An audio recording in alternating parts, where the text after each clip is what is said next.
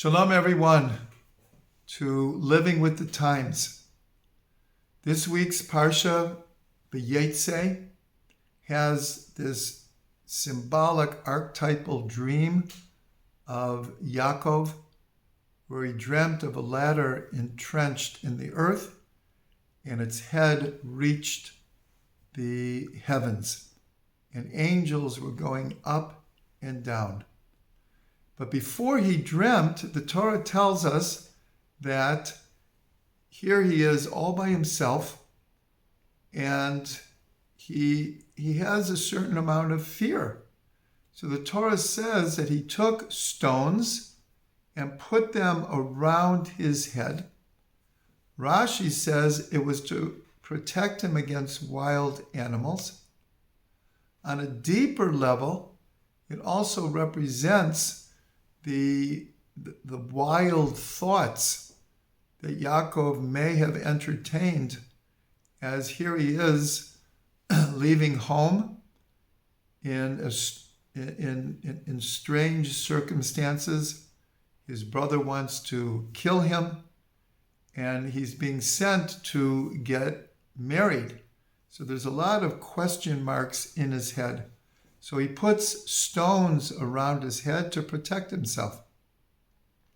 After he has this dream, God appears to him on the top of the ladder and assures him that he will protect him, and he will make sure that everything that God has promised to Avram and Yitzhak and now to Yaakov will be fulfilled.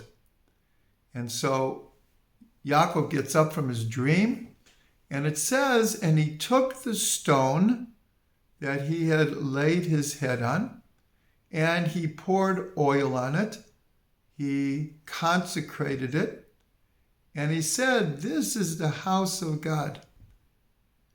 And so the commentaries ask, well, in the beginning it says he put stones in the plural around his head. And then it says he took the stone.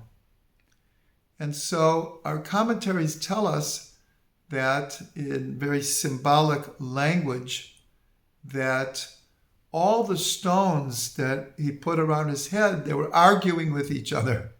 And they said, I want this righteous person, this tzaddik, to put his head on me. And another stone said, no, I want him to put it on me. And so the Midrash says that God fused the stones together to become one. One of the traditions is that there were 12 stones, which would make it a prophetic idea that Yaakov would have 12 sons, and they would be fused together into one family, one nation.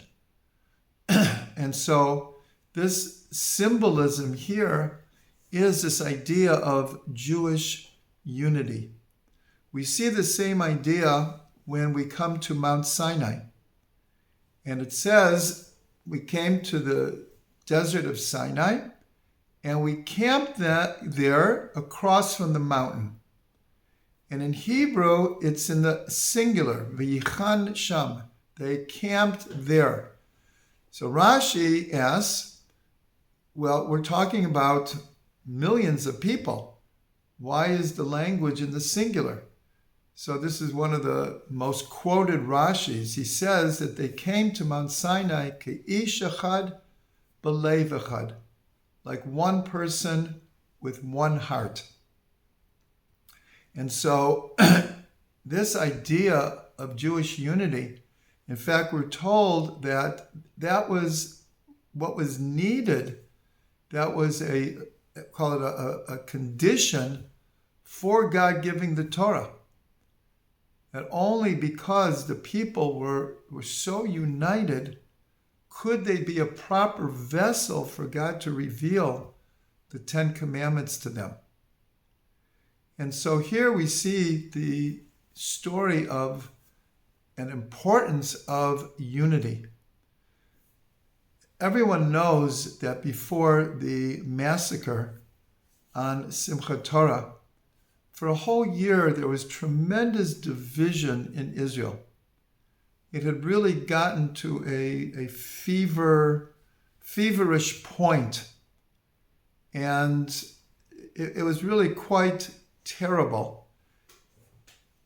There were different opinions, but the political language became so strident, so harsh, that people were quite worried. Like, what's going to happen here? There's just so much division. And then what happened on October 7th. And now we see a tremendous unity that is in Israel. It is quite remarkable. We have an incredible challenge. We're in the middle of a war. We have soldiers dying every day now. And everyone here, though, sees it as what's called a war of no choice, ein breira. Because after the terrible massacre, one of the leaders of Hamas gave an interview. And he said openly, publicly, with no shame, he said, "We will do it again and again and again." This is what's called a recipe for genocide.